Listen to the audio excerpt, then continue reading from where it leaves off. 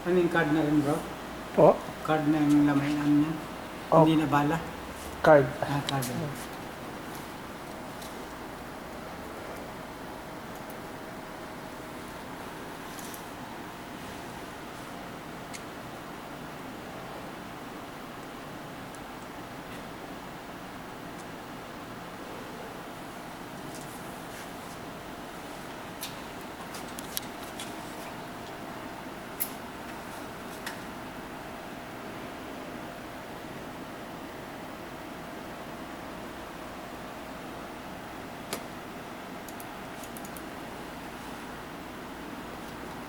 Assalamualaikum Ustad. Oh, alaikum salam wa barakatuh. Ito po si Ustad Brother Ali. Dito sa Riyadh Industrial Area, Sinaya. Ustad, baka makabigay ka ng konting pahayag sa ating mga hindi pa Muslim. Inshallah. Bigyan ako ng kaunti lang kaalaman, inshallah. Sabi ng dakilang tagapaglikha, Bismillah walhamdulillah wassalatu wassalamu ala rasulullah nabiyina Muhammad wa ala alihi wa sahbihi man dabid wa talamidin. Assalamualaikum warahmatullahi wabarakatuh. Sabi ng dakilang tagapaglikha, Walasr, inal insana lafi kusur ilal ladina amanu wa amilus salihat wa tawasaw bil haq wa tawasaw bis sabr. Ang ibig sabihin po nito, katotohanan, ang mga tao ay nasa kawalan sa pamamagitan ng panahon. Ang dakilang tagapaglikha ay sumumpa sa pamamagitan ng oras na ang mga tao ay nasa pagkalugi maliban sa apat na klase ng tao. Ang unang klase ng tao, sinasabi niya amanu wa amilu salihat wa tawasaw bil haq wa tawasaw bis sabr. Sabi niya yung una, yung mga amanu, yung naniniwala. Yung mga naniniwala sa pananampalataya, sa tunay na pananampalataya. Ang pangalawa ay yung tinatawag na salihat, mabubuting gawa, especially na yung pagdarasal, direktang ugnayan sa Diyos. At ang pangatlo ay ang tinatawag na magpapayuhan tayo ng katotohanan. At ang pinakanghuli ay tayo ay kailangan magkaroon ng pagtitiis at mahabang pasensya sa buhay. So ito po yung mga taong hindi lugi. So ano po yung amanu? Ang amanu po nakapaloob po dito ang paniniwala lamang sa nag-iisang Allah ng walang pagtatambal, na siya po ay nananahan sa kataas-taasan ng lahat ng kanyang mga nilikha. Lumikha siya ng 7 bahagdan ng langit at sa bawat langit ay 1,000 light years to travel. At sa taas nito ay lumikha siya ng 100 level of paradise at bawat paraiso ay 500 light years to travel. At sa taas ng 100 na level ng paraiso ay nandun ang 8 anghel na naghahawak ng trono ng Allah subhanahu wa ta'ala, na ang sukat ng anghel na ito mula balikat hanggang tainga ay 500 years na lalakarin ng taong pinakamatuling maglakad dito sa mundo. So napakalaking anghel po. At sa itaas po ng trono na yan, wala na pong nilikha doon ang Allah lamang. At kahit nandun po siya sa kataas-taasan ng kanyang mga nilikha, nakikita niya ang ginagawa ng isang itim na langgam sa ibabaw ng itim na bato sa kadilim-diliman ng gabi. Nalalaman niya rin kung anong nilalaman ng ating puso, ng ating isip, at kung anong inipo natin sa kalabukasan. So ang dakilang tagapaglikha, lahat ng kasalanan ay kanyang patawarin. Isang kasalanan lang ang hindi niya papatawad: ang sumamba ng ibang Diyos maliban sa kanya, sapagkat siya'y mapanibuguin Diyos. Imagine, siya ang nagbigay ng lahat ng ating pangailangan, tapos iba ang inyong kikilalanin. Sa mga normal na buhay na lamang, kung ikay nagtatrabaho sa amo mo at ikay binibigyan niya ng sweldo, tapos sa iba ka magtatrabaho, ano kayang gagawin sa iyo? Sa kanyang sweldo, sa ibang trabaho. So, ang tao, ang Allah ang nagbigay ng lahat ng kanyang pangailangan, tapos iba ang kanilang pinasasalamatan. Kahit sa normal na buhay ng isang magulang, kung ako ang bumuhay ng aking pamilya, tapos yung pamilya ko, iba ang kinikilala nila, masakit sa akin yun. Paghuhukom agad para sa kanila yun. Pero ang Allah hindi. Hihintayin niya ang huling yugto ng inyong hininga at baka manumbalik pa tayo sa kanya. So, sabi ng propeta Muhammad sallallahu alaihi wasallam at sinabi din ng Allah, man kala la ilaha illallah akhiru dakal jannah. Ang sino man na sa huling yugto ng kanyang hininga ay mababanggit niya ang la ilaha illallah, siya ay papasok sa paraiso ng walang pagsusulit. At ang sino mang manumbalik sa Allah, buburahin ng Allah ang lahat ng kanyang nagawang kasalanan at titimbangin niya ito kung gaano kabigat at ipapasulat sa anghel na nakadestino sa iyong kanan at gagawin niyang mabuti. At ikaw ngayon na tumanggap sa panampalatayang Islam, nanumpa ka na walang ibang Diyos maliban sa Allah, ay magiging higit ka pa sa bagong silang na sanggol. Sapagkat ang bagong silang na sanggol, walang nagawang mabuti at walang nagawang masama. Subalit ikaw tinanggalan ka ng gawang masama at nilagyan ka ng gawang mabuti. Kaya ikaw ngayon ay may karapatan na sa paraiso ng Allah. Subalit hanggat hindi ka na nakababalik sa Kanya, dahil ang pagsamba ng ibang Diyos maliban sa Kanya ay walang kapatawaran, ito ang pinakamasama. So yan po ang unang paniniwala. Ang pangalawang paniniwala ay paniniwala sa mga anghel. Hindi sila babae at hindi lalaki. Wala silang kasarian. Sila ay nilikha ng Allah mula sa liwanag at hindi hinayaang sumuway kundi sumusunod lang. Kaya walang nagkasalang anghel na sinasabi nila na si Lucifer daw ay dating anghel na nagkasala. No, hindi pwedeng mangyari yun dahil sumusunod lang sila. So ang mga anghel na ito, dahil sa pagmamahal ng Allah sa atin, dahil siya ang may gusto na tayo mabuhay, nilagyan niya tayo ng dalawang anghel. Ika-4 na buwan natin sa tiyan ng ating nanay. Sila yung magbabantay ng mga sakunang darating mula sa likod at sa harapan. Ang mga anghel na ito, kahit magtulong-tulong ang mga tao at mga engkanto upang ikigawa ng kasamaan, ang mga anghel na ito ang magpuprotekta sa iyo.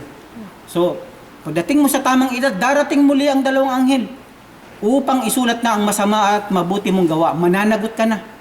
So, kaya ang mga bata na binibinyagan daw nila, na hanggat hindi pa sa tamang gulang, kahit bawian sila ng buhay, sila ay mga taong paraiso. So, hindi lang sila nagkakaroon ng karapatan sala kung sila ay babawian ng buhay na nasa tamang edad at iba ang kanilang sinasamba.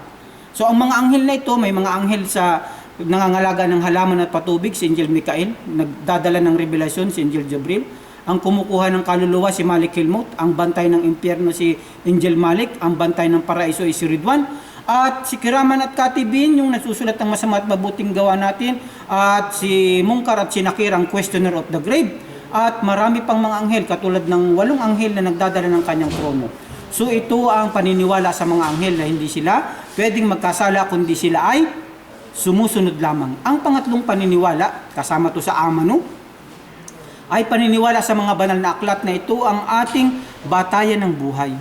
Ito ang ating manual. At ang manual ngayon sa panahon na ito ay ang tinatawag na Quran. Ang unang manual ay ibinigay kay Ibrahim, ang suhuf. Ang pangalawang manual ay ibinigay kay David, yung sabur. At ang pangatlong manual ay ibinigay kay Musa, yung Taura. At ang pang-apat na manual ay ibinigay kay Jesus, kay Isa na tinawag na Injil. At ang panglima at ang huling tipan, ang Quran na binigay kay Propeta Muhammad sallallahu alaihi wasallam. At bawat propeta, ito ang pang-apat na amano, paniniwala. Paniniwala sa mga propeta na sila'y kinasihan at itinilaga ng Allah upang maging tagapagbabala at magsabi ng mga bagay na darating at mga bagay na kung paano tatanggapin ang ating pagdarasal. At lahat ng mga propeta ay iisa ang kanilang religion, ang kanilang panampalataya, ang tinatawag na hanipa, ang pagsamba lamang sa Allah ng walang pagtatambal. So ang ikalima na paniniwala ay ang paniniwala sa araw ng paghuhukom na sinabi ng dakilang tagapaglikha, metkala daratin kay rayara, wa mayaman metkala daratin siya rayara. Maliit mong nagawa ang kabutihan sa araw na yaon ay magkakamit ng gantimpala at maliit mong nagawang kasamaan sa araw na yaon ay magkakamit ng parusa. Kaya naman sa araw ng paghuhukom, kailangan natin itong paniwalaan sapat sa panahon ngayon mayroong mayaman na ng aapi at naihahabla mo sa husgado pero pagdating ng hatol ay magbabayad sila. Meron namang mahirap na pagbintangan lang at sila'y na-frame up at nakulong at hindi na nakalaya. Kaya kailangan ng araw na paghuhukom upang magkamit ng tamang hustisya. So ang ika-6 na paniniwala, suulitin ko, unang paniniwala, pagsamba sa nag-iisang Allah, pagkilala sa Kanya, paniniwala sa mga anghel, sa mga banal na aklat, sa mga propeta, sa araw ng paghuhukom at sa kapalaran. Ipinaliwanag ng propeta Muhammad sallallahu alaihi wasallam ang tinatawag natin na kapalaran at ayon ito sa sinabi ng Allah subhanahu wa ta'ala. Sabi ng propeta Muhammad sallallahu alaihi wasallam, Sa unang 40 araw, ang bata sa tiyan ng nanay ay lusaw na bagay na lumalangoy, parang linta na sumisipsip ng dugo sa kanyang nanay. Sa pangalawang 40 araw, 2 months and 20 days, kumpleto na ng bahagi ng katawan ng bata, subalit hindi malalaman kung babae at lalaki sapagkat wala pa yung kanyang pag-aari. Sa pangatlong 40 araw, 120 days, 4 months, eksakto yan sa mga sinasabi ng mga doktor ngayon. Samantalang nung panahon ng Propeta Muhammad sallallahu alaihi wasallam, nung pinapaliwanag yan ay hindi pa uso ang mga gamit ng mga doktor. So, eksakto siya sa paliwanag. So, sino ang nagsabi sa kanya? Samantalang hindi siya marunong bumasa at sumulat. Ibig sabihin, katotohanan. Ito'y mula sa Allah at hindi sa kanya. Kaya naman, sa ika-4 na buwan ay darating ang isang anghel upang sabihin sa Allah, "Ya Allah, siya ba'y babae at lalaki?" Sabi niya, "Mayroong mag-asawa sa inyo na pinagkalooban ko ng anak na babae lamang." Mga mag-asawa, habol-habol ng lalaking anak pero babae pa rin. Mga mag-asawa na pinagkalooban lamang yan ng lalaki, mag-asawa na habol ng anak na lalaki, talagang babae pa rin. Kaya nasa sa Allah ang paglikha. At meron ng mag-asawa na pinagkalooban niya ng babae at lalaki, at merong mag-asawa naman na hindi niya pinagkalooban kailanman. Kaya nga mga kapatid, mga minamahal na tagapakinig, ang pagkilala at panunumbalik sa Allah, ito lamang ang pinakatunay at tanging landas upang tayo magkaroon ng karapatan sa paraiso ng Allah subhanahu wa ta'ala. At sa ika-4 na buwan na ito ay darating ang anghel upang isulat muli. Mayroon pang darating na anghel upang isulat muli. Ang unang gagawin ng bata paglabas sa kanyang nanay hanggang sa siya mamatay, lahat ng gagawin niya isusulat na. Pangalawa, isusulat ng anghel ang lahat ng kanyang provision, ang lahat ng kanyang pangangailangan. Ilang sakong bigas, ilang ulam, ilang isda, anong hanap buhay meron siya, magiging mayaman ba siya, katamtaman o magiging mahirap siya. Ito ay itinatakda ng Allah subhanahu wa ta'ala. Dahil kung tayo ang may gusto na mabuhay sa mundong ito, pipili tayo ng mayamang magulang para hindi na tayo magtatrabaho. Bakit ganyan kayo at ganito ako at iba-iba ang kalagayan ng bawat isa sa atin? So ibig sabihin, mga kapatid, mga kababayan, ang Allah ang may gusto. Kaya sambahin man natin siya o hindi, karapatan natin tumanggap ng biyaya sa Kanya. At kung sinasamba man natin ang Allah, walang madadagdag na kapangyarihan sa Kanya. At kung hindi man natin siya sambahin, walang mababawas na kapangyarihan sa Kanya. Kaya kinakailangan po na tayo manumbalik sa Allah at katotohanan, ito lamang ang tanging landas, ang panunumbalik sa Kanya. Ang tinatawag na balik Islam. Sapagkat lahat po ng propeta ay ang pananampalataya nila na hanipa, pagsamba sa tanging nag-iisang Diyos, ito ang Islam. Na sinabi ng dakilang tagapaglikha, "Al-yum akmaltu lakum dinakum wa atmamtu alaykum ni'mati wa raditu lakumul Islam madina." Na sa araw na ito aking pinaging ganap ang tulong at pabor sa inyo at pinili ko ang Islam na inyong panuntunan ng buhay, way of living. At ang sino mang sumusunod, sumusuko at tumatalima, ang tawag sa kanila ay mga Muslim. At kung sakali na ang mga Muslim na ito ay magkasala, manunumbalik lamang sila, wag lang silang magtatambal ng pagsamba sa Allah. Katotohanan ay meron silang karapatan sa paraiso ng Allah. So may 30 bahagi ang tinatawag na bagay na kung saan ay nakapaloob sa kaisahan ng dakilang tagapaglikha. Ang konsepto ng kanyang kakanyahan, yung tinatawag na Tauhid ar-Rububiyyah, ang kaisahan sa kanyang pagka-Diyos, pagka-Panginoon. Tauhid al-Uluhiyyah, ang Tauhid al-Uluhiyyah, ang kaisahan sa kanyang pagsamba. At Tauhid al-Asma wa Sifat, ang kaisahan sa kanyang mga pangalan.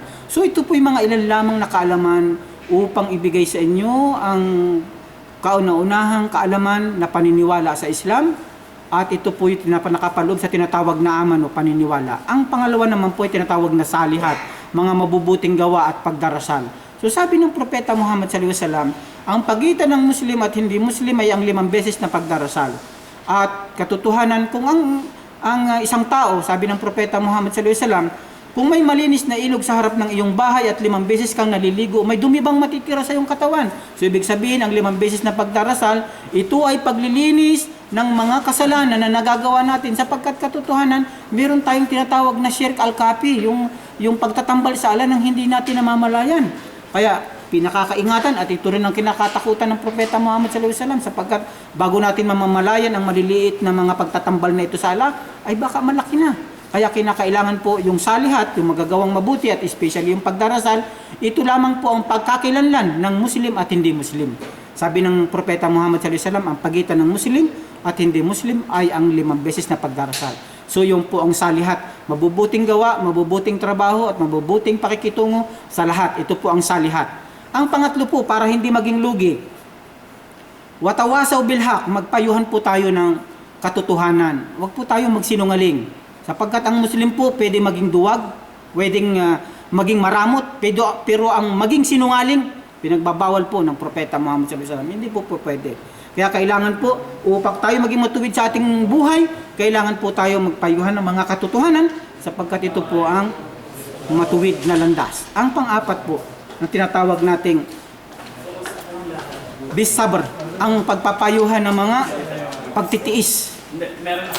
Kailangan po na tayo ay may pagtitiis Okay. at tayo ay kailangan na mahaba ang pasensya sapagkat nandirito ang tagumpay. Sapagkat meron po tayong tinatawag na syaitan minannas. At sabi ng sahaba o propeta ng Allah, saan po ba nananahan ang satanas? Sabi niya, ito ay nananahan at nananalaytay sa iyong mga ugat kasama ng iyong dugo. Kaya kailangan po ay iingatan natin yung syaitan minannas.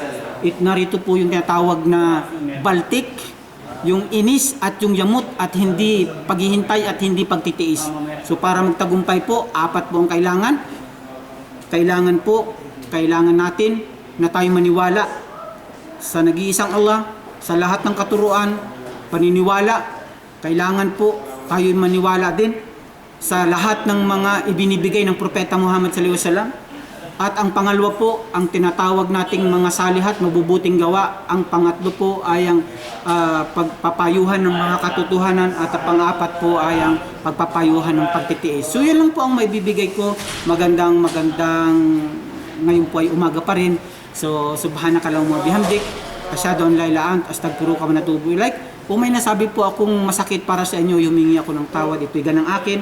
At kung ito po ay kapakinabangan para sa inyo, ito po ay mula sa Allah. So, walhamdulillahi rabbil alamin wa sallallahu alaihi wa sallam Muhammad. Assalamu alaikum.